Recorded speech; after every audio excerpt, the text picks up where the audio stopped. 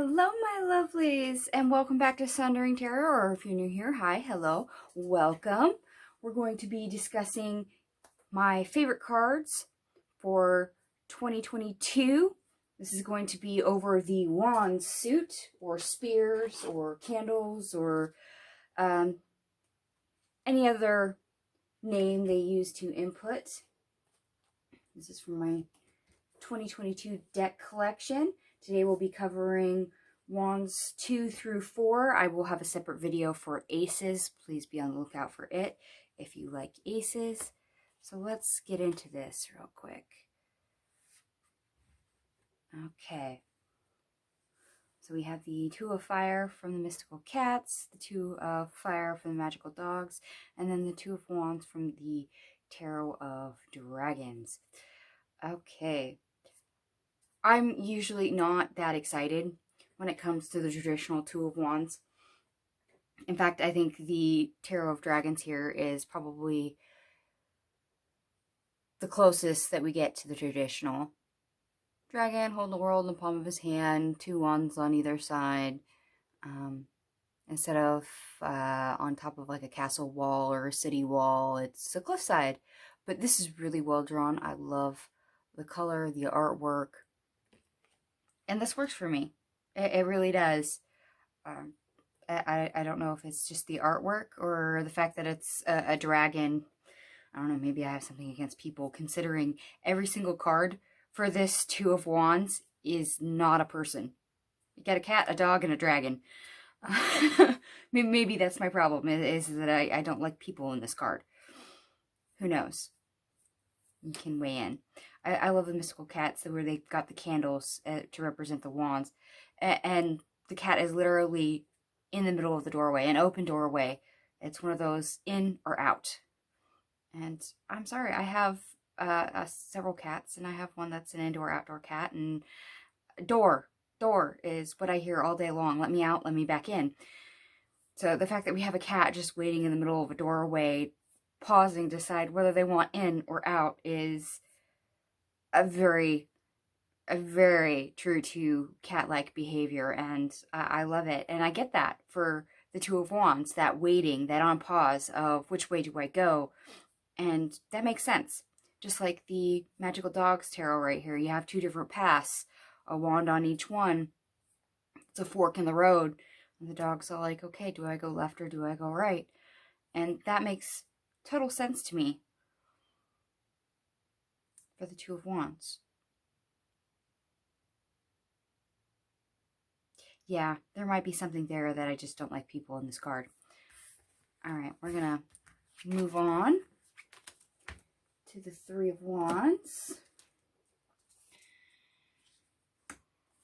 And hopefully I'm not getting these so close to my candles that you can't see the artwork. I actually enjoy the Three of Wands better than the Two of Wands. The Wand suit is not exactly my favorite suit. So I like stuff that's a little bit different. You're probably going to see some non-traditional cards throughout this entire suit.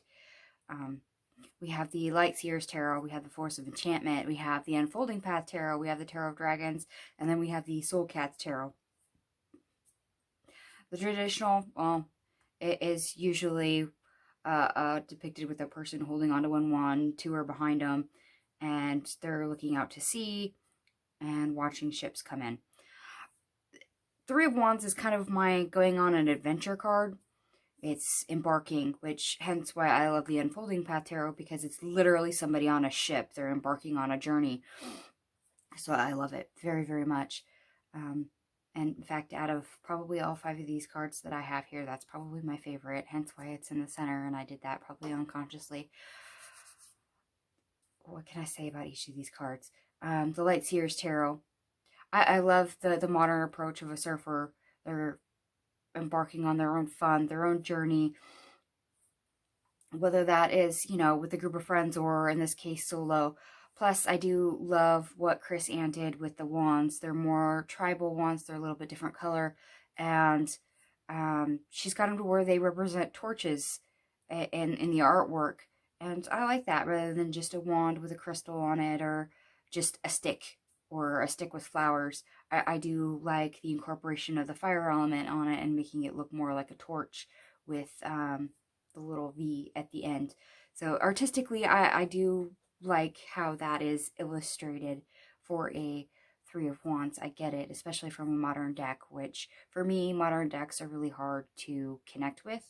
In fact, I think I've only have two really prominent modern decks from my 2022 deck collection, and that is the Lightseer's Tarot. Oh no, wait, three. The Lightseer's Tarot, the Unfolding Path Tarot, and the Out of Hand Tarot. Those are the only three that I have for this year, quote unquote. I have more since then that I purchased in 2023, so be on the lookout for that later in the year, probably when I cover it. The Forest of Enchantment. I fell in love with this card the first time I saw it. And I think what really draws me in with it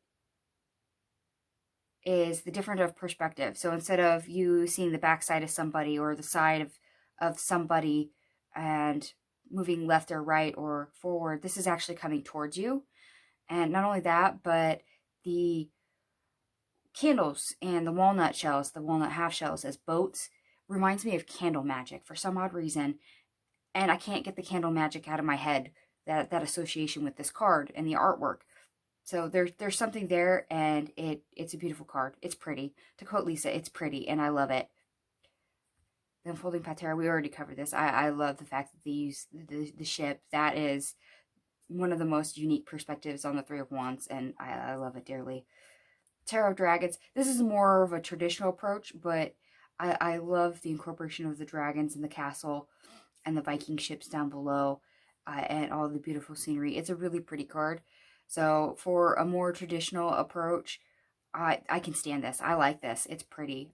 I can read with it just fine. It doesn't irritate me. And then last but not least, we have the Soulcast Tarot. I love the fact that this is a night scene. You see, well, the Force of Enchantment has a night scene, but mostly this is depicted as a day scene or a sunset scene. It's not a night scene. So the fact that we have a cat on the city walls with torches looking out into the bay with all these ships and silhouetted buildings and the reflection of the moon on the water, it's a different aesthetic. It's a little bit darker, yes, but I don't get bugged by it at all. In fact, I enjoy the aesthetic change. All right, and last but not least, we're going to tackle the Four of Wands. And I will say I'm not always the biggest fan of the Four of Wands in the traditional aesthetic. I mean, four wands somewhere, usually decorated with flowers, and there's a wedding or dancing going on underneath it.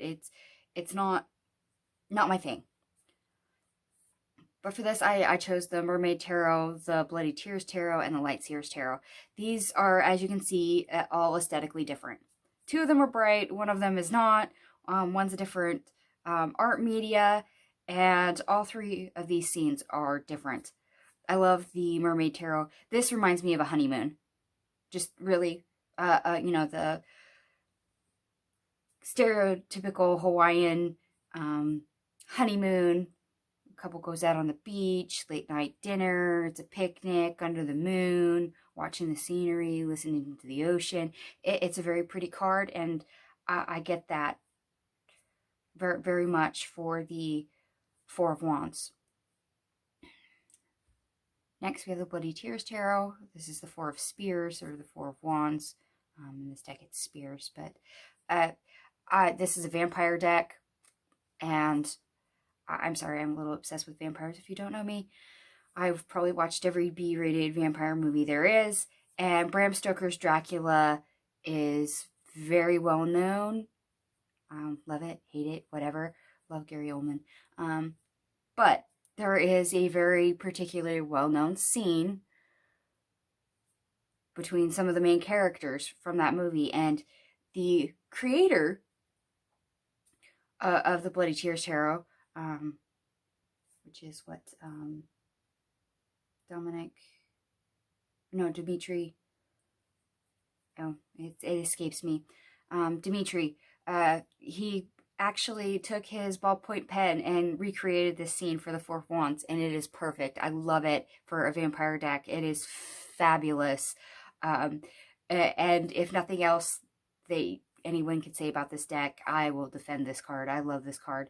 He made the very fabulous choice of including this scene for the Four of Wands, hence why it's in this, because I love it so much. It's beautiful. And he did draw it very, very well, without having to worry about, copyright issues, or you can tell who it is, but it's not so overly detailed that it's gonna cause issues.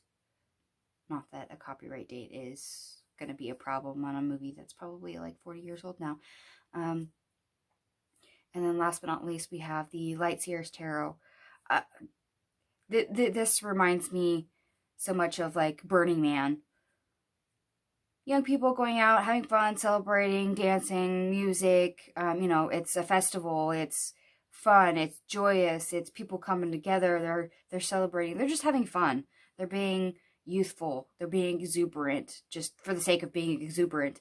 And for a modern approach, I love that for the Four of Wands. I get it. It's fabulous. Love it.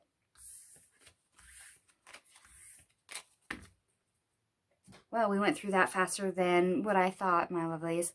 I will be putting up the next section for the wand suit, which will be 5, 6, and 7. Be on the lookout for that. Thank you so much for watching, and I will catch you guys later.